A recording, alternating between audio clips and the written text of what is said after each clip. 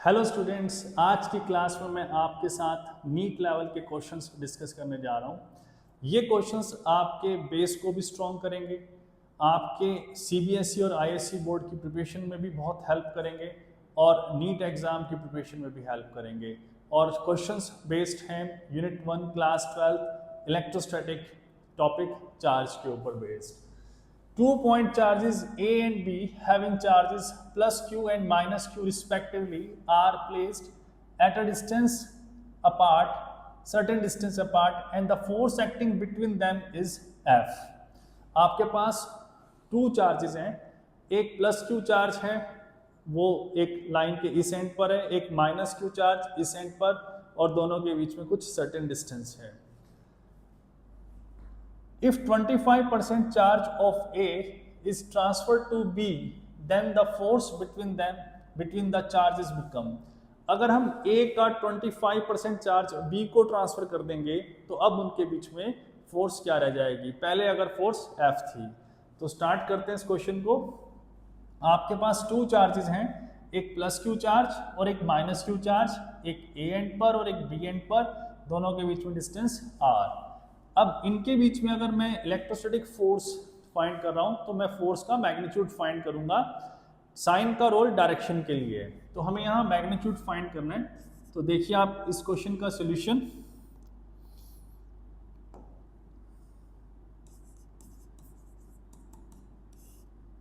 Initially force between the two charges is electrostatic force is F is equal to K Q1 Q2 by R square. Distance is R. So this is equation number 1. Magnitude consider किया मैंने दोनों charges का। Now according to question, if 25% charge of A, so first we will calculate the 25% charge of A.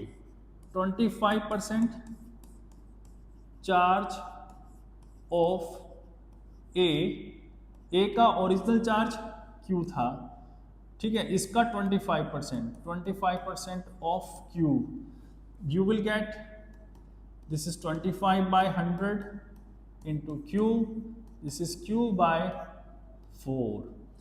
अब A में से इतना charge आप minus कर दीजिए और B में इतना चार्ज आप ऐड कर दीजिए, तो न्यू चार्ज आपके पास A और B के आ जाएंगे।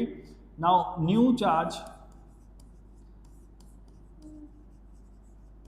ऑन ए का ओरिजिनल चार्ज था Q, उसमें से माइनस कर दीजिए Q by 4, आपके पास आ गया 3Q by 4।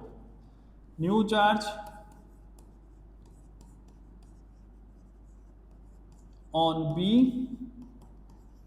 Original charge B का था माइनस Q, उसमें आप ऐड कर दीजिए Q by 4। So this is minus, आपके पास एलसीएम ले लीजिए 4, this is minus 4Q plus Q, this is minus 3Q by 4। This is a new charge on B। अब हमें न्यू इलेक्ट्रोस्टैटिक फोर्स फाइंड करनी है A और B के बीच में, ठीक है। तो new electrostatic force which is F dash equals to K, new charge of A is 3Q by 4, so this is 3Q by 4। new charge of B minus 3Q by 4, but we will take only magnitude, क्योंकि हम force का सिर्फ magnitude find करेंगे। यहाँ पर Q1 Q2 over distance वही है R square. 3 3 9, 3 3 9, 4 4 16, K Q square by R square. और अगर आप इक्वेशन 1 में देखें, Q square by K Q square by R square F की वैल्यू है, तो आप K Q बाय R स्क्वायर की प्लेस पर F को सब्स्टिट्यूट कर सकते हैं from equation 1। So this is 9 by 16 F। सो new force will become 9 by 16 times of old force. तो answer is 9 by 16 times of old force. This is the correct answer. Clear? तो next question discuss करते हैं। The acceleration of electron due to mutual attraction between the electron and proton. Remember, two charged particles. First is electron and second particle is proton, this is proton, when they are separated by a distance of 1.6 angstrom apart. Mass of electron आपको given है 9 × 10 power -31 kilogram. Charge of electron given है 1.6 10 power -19 coulomb. आपको इस question में electron का acceleration find करना है. एक लाइन के एक एंड पर रखा हुआ है इलेक्ट्रॉन और दूसरे एंड पे रखा हुआ है प्रोटॉन. इलेक्ट्रॉन का चार्ज नेगेटिव, प्रोटॉन का पॉजिटिव, तो इनमें अट्रैक्शन होगी और इलेक्ट्रॉन एक्सेलरेट करेगा. इलेक्ट्रॉन ही क्यों एक्सेलरेट करेगा? क्योंकि इलेक्ट्रॉन का मास प्रोटॉन से बहुत कम है. ऑलमोस्ट 10,000 किलोग्राम मास का डिफरेंस है इलेक्ट्रॉन और प्रोटॉन के मास में. ठीक है, तो ये देखिए आप एक लाइन, इस लाइन के एक एंड पर इलेक्ट्रॉन और दूसरे एंड पर प्रोटॉन, और इन दोनों के बीच में एक सेपरेशन गिवन है दैट इज 1.6 एंगस्ट्रॉम. इसको आप लिख सकते हैं 1.6 × 10⁻⁻10 मीटर. नाउ इलेक्ट्रोस्टैटिक फोर्स, ये भी एक चार्ज पार्टिकल है, ये भी चार्ज पार्टिकल है. इनके बीच में इलेक्ट्रोस्टैटिक फोर्स फाइंड करेंगे. पहले electrostatic force F = K. First charge particle is electron, दूसरा भी प्रोटॉन, पर दोनों का मैग्नीट्यूड सेम है, साइन डिफरेंट है. हम मैग्नीट्यूड की बात करेंगे. डिस्टेंस इनके बीच में है R इज 1.6, तो आप पहले यहाँ R² लिख लीजिए. Clear? This is equation number 1. अब इलेक्ट्रॉन में एक्सेलरेशन आया, तो फोर्स क्या बनेगी इस इलेक्ट्रॉन के केस में? Mass into acceleration. और इस फोर्स के लिए रिस्पॉन्सिबल है ये इलेक्ट्रोस्टैटिक फोर्स. तो आप ये जो इलेक्ट्रोस्टैटिक फोर्स में F आ रहा है, इसकी प्लेस पर आप ma लिख सकते हैं. और इलेक्ट्रोस्टैटिक की खुद वैल्यू है Ke²/R². अब आपको ये एक्सेलरेशन फाइंड करना है यहाँ से, एक्सेलरेशन. तो इस एक्सेलरेशन का फॉर्मूला बनेगा A = Ke²/m × R². Now what is the value of K? K की वैल्यू कांस्टेंट, जैसा कि पिछले लेक्चर्स में बताया 9 × 10⁻9.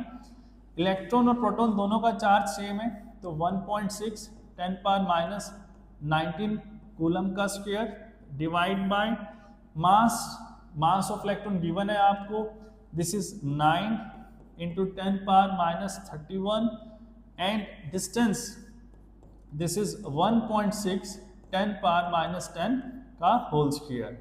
इसको सॉल्व करेंगे. अब हम देखिए 9 से 9 कट हो गया, 1.6 का स्क्वायर आ रहा है, ये भी 1.6 का स्क्वायर आ रहा है, तो दोनों स्क्वायर कैंसिल कर जाएंगे. आपके पास इस साइड बच रहा है, एक तो बचा आपके पास 10⁻9, तो इसको लिखा आपने 10⁻9.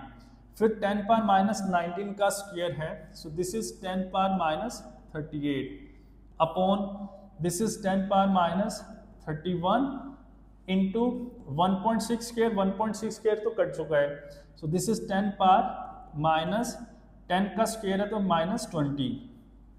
अब आपके पास आया A = this is 10⁻−38 + 9 and into in दोनों का सम करेंगे आप -51, ऊपर जाके प्लस हो जाएगा, दिस इज +51. तो आपके पास आंसर आया यहाँ से A = 10⁻−29 + 51, so this is 10⁻22 and this is acceleration, तो यूनिट्स बनेंगे मीटर/सेकंड². so this is the correct answer, 10⁻22 मीटर/सेकंड². तो आज की क्लास में हमने स्टडी करे 2 क्वेश्चंस नीट लेवल पर, जो कि हमारे बोर्ड में भी हमें हेल्प करेंगे. बाकी के क्वेश्चंस नेक्स्ट क्लास में डिस्कस करेंगे. Thank you.